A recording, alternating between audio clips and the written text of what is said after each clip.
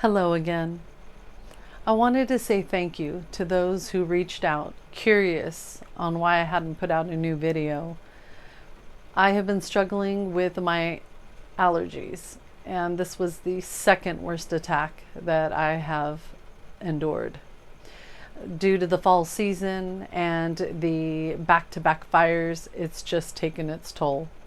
So I still sound a little nasally, but I hope it doesn't sound too bad for today.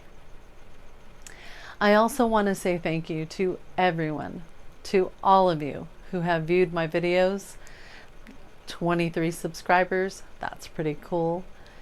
And share that the whole reason I even began recording these was to help others. That is what I love to do. I truly believe that sharing your experiences helps others to either avoid the situation, to decrease the impact it'll have on their lives, or to just feel that they're not alone and that someone else has gotten through it and that they're going to get through it too. I do love and appreciate those comments, the kind words, and when you share your experiences. Everyone reads those, and that also helps others. So thank you all again. Today, I wanted to share my bubble moment. Now that is intertwined with my toughest job. At 12 years old, I began my working career delivering newspapers. Not too tough. Then I went into the world of customer service and home loans, working with lots of different people, personalities, and a lot of money. Was that a little stressful and tough? Yes. Then my last position was a nurse counselor working with heroin and opiate addicts. Very rewarding when an individual worked the program and changed their lives. Very rewarding. It was very difficult to watch one who had given up and continued to use, and their lives going down a very dark path. But by far, my toughest job has been being a parent. Being a parent is the most important job. We are helping to mold the next generation. We are to teach them responsibilities, how to treat others, how to navigate through all those feelings, and to be able to communicate them. Building their self-esteem, helping them to find their God-given gift and support them to share that with the world. As a parent, we are walking billboards. Our children are watching what we say, what we do, how we react to certain situations, whether it's good or bad. They're watching. I mentioned that my father was in my life for 9 years, and we had some good and bad moments. One of the good ones was when I had a bad day at school, he would take me to Thrifty's and I would get a triple scoop ice cream. On the bad days, he would generally be drinking too much. And one day in particular, I hid his vodka bottle and ran to hide behind the curtain. He got extremely upset and started arguing with my mother in the middle of the living room.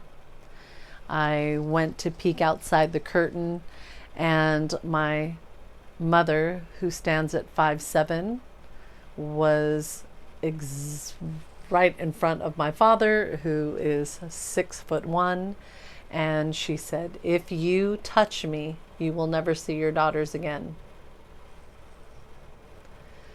He turned around and he punched the wall. My mother also. She worked very hard as a single parent. She was gone most of the time. We were latchkey kids. But one of those awesome moments was pretty much every payday, we would always all go out for dinner. My sisters and I would go out for dinner and then get an outfit. Until then, I became a teen parent. Being a parent starts the moment that you begin caring for or the moment that you are pregnant. While I was pregnant with my oldest son, I used to sing ABCs every day while I was pregnant. When he was born, they took him away and he was crying on the other side of the room. I was a little out of it on the table, but I started singing ABCs really loud so that he could hear me. He stopped crying. Their father told me later that all the nurses and the doctors looked at each other and then looked at him. And he said she sang that to him every night. That son ended up going to The Ohio State and receiving his bachelor's, and then USC receiving his master's in communication. Could ABCs have had some little help to do with that? Maybe. With my younger son, I would get up every morning getting ready for work and would play my Green Day Dookie tape cassette on my awesome 80s boombox, and we would rock out every morning. When he was 4 years old, I sang at my sister's birthday party, and he ran up after and said, "Mama, Mama, I want to sing." I handed him the microphone. He started singing his heart out.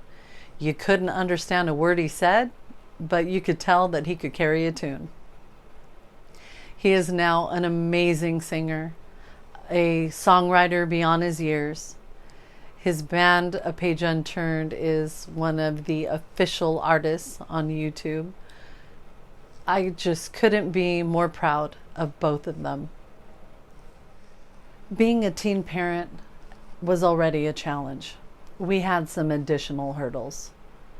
But through many years, we got to this very memorable day. One day I was watching TV in our living room when their dad came in and said that he wanted to talk. Well, the talk became very loud, and my son ran inside the living room, put his hands up, and said, "Stop fighting. Take a time out. Stop fighting." He looked absolutely precious. I look up at their dad, look at my son, look back at their dad, hinting we should pause now until we can get my son back in the room. But we didn't. As he continued to talk, I looked over at my son and I said, "You're right. We should just go inside the room and Mom will be right there. You're right though. Just go inside the room and I'll be right there." He put his head down, he turned around, and he walked to his room. It made me extremely sad. And then that sad began to turn into anger. And I felt as if a cartoon, you know, when the red is raising and it's ready to explode. That's how I felt. But the moment it started to get to my vocal cords, it was like, this is my bubble moment. This is when the volume was being turned down. He was continuing to talk to me the same way.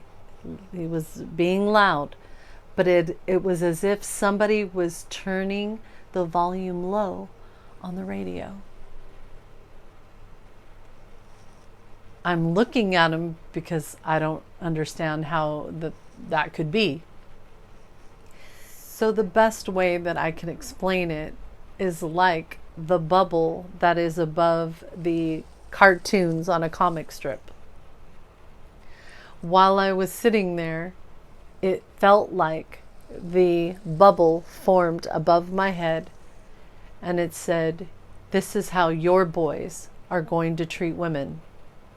And again, "This is how your boys are going to treat women." And I was in shock. Then my thought entered, it's my fault. It's going to be my fault because I'm allowing it. Now I'm double shocked. As quick as it came up, the bubble swooshed back down. The volume went back up, and he was continuing talking to me in that loud voice. Last thing he said was, "So are you going to compromise or what?" I said, "I guess not." And that was the last time that we were a family. I felt like a failure. I felt bad because I did not want my boys to be from a divorced family like I was. I learned years later on Dr. Phil that kids would rather be from a broken home than a dysfunctional home. They would rather be from a broken, divorced home than a walking on eggshells, dysfunctional home. That made me feel better. Again, it wasn't easy being a single parent, but I do believe that you don't ever talk bad about the other parent, and you make sure, like I did, that your children know that they were made from love. My boys always say, "Ew," but the fact is they were. You did, or you must have loved that other person in order to create your amazing, precious little angels. So remember that, because when you talk bad about the other parent, you might as well be saying something bad about your own child. Being a single parent was definitely not easy. I would be in traffic, go drop off my older son at school, head over to the daycare to drop off my younger son, and on a good day, he wouldn't cry.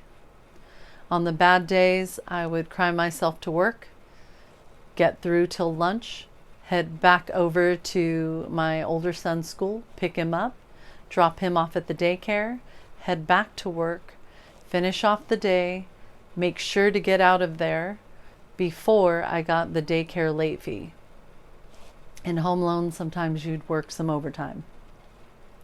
We would jump in traffic, sit in traffic is more like that, make dinner, get them ready for bed, and do it all over again the next day.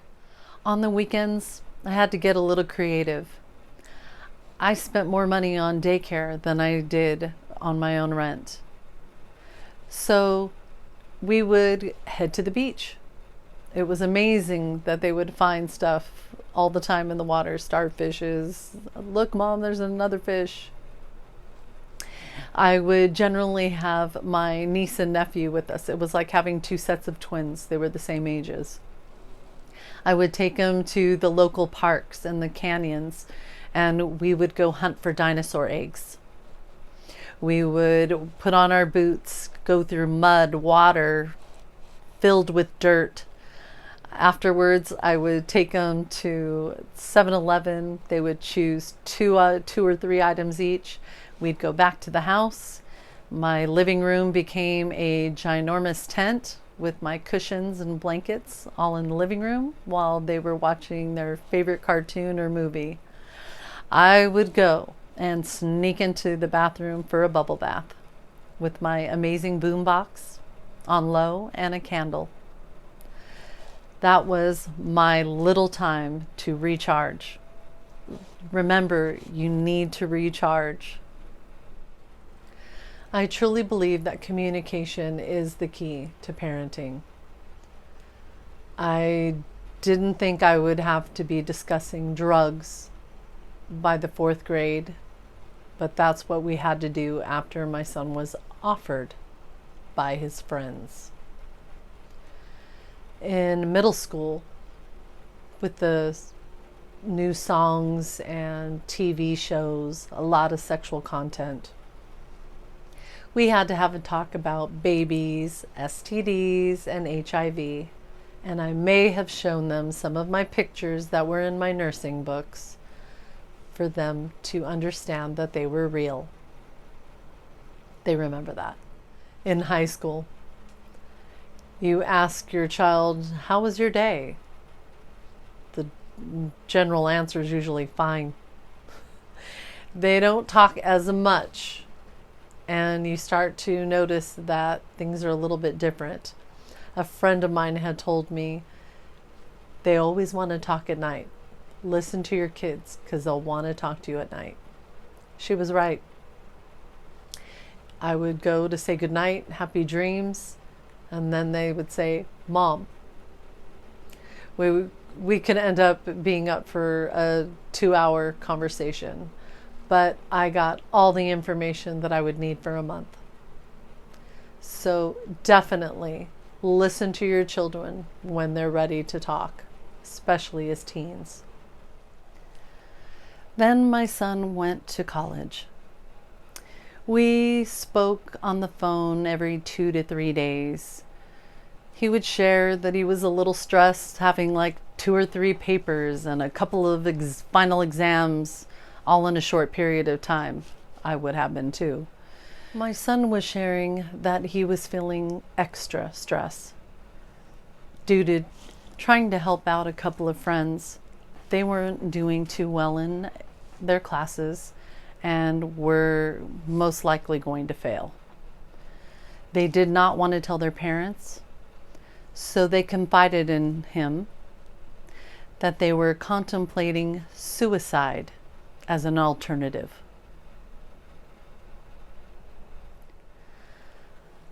I shared with my son that maybe if he can share a parent's perspective, that we did not work so hard all these years to send them off to a college, to lose them over some failing grade. If there's any way that he could let them know that it would be much worse to lose our child over an F, not worth it. Those 2 friends did not attempt suicide, and I was so glad to hear that. Unfortunately, by the end of that year, a young lady went to a parking structure, jumped off to her death.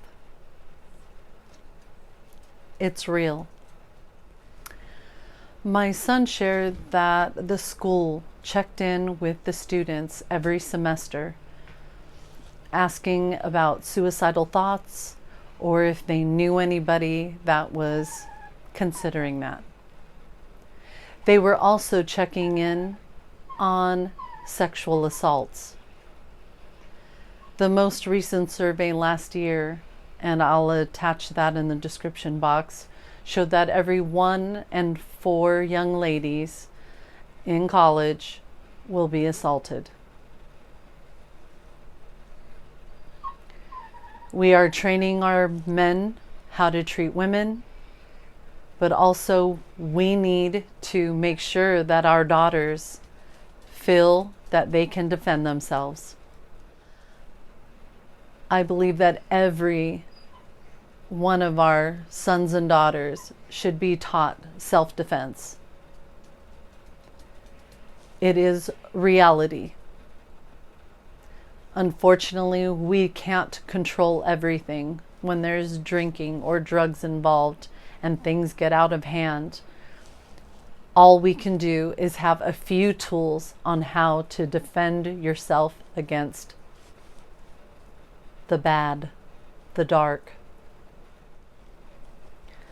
There are no perfect parents, because there is no perfect person. We just do the best we can to love our children and to guide them to the best of our ability. When you make a mistake, apologize. Let them know that you could have handled something different, or that you're sorry that you said that, or you didn't mean to react. Whatever it is that you did, you show that you will take responsibility and that you can apologize. That's teaching your children. Earlier, when I shared the story about my father punching the hole in the wall, I learned years later that he grew up in an abusive household. My grandfather, his father, drank heavily and would physically abuse his wife and children, including my father.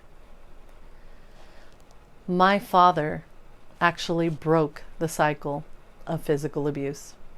He may not have broken the heavy drinking or the controlling of the anger, but he broke the cycle of physical abuse. We all need to break whatever cycles don't serve us today. There are a lot of things that our parents may have included in their parenting styles that just doesn't work anymore. And they didn't know better at the time. Everyone just keeps passing on what they've learned. If you didn't like something growing up, change it. Change it for your kids, because guess what? That's going to their kids. Unless they change it. Unless they break the cycle. It takes courage to break cycles, but that is what you do when you love your children and you want it to be better. Just a reminder to check out the description box. I put that information in there. If you haven't already, please subscribe. It's free. Hit the like button and share with anybody who you think may benefit from this information. Again, thank you so much for being here. And I'm going to be sending lots of your way. Bye.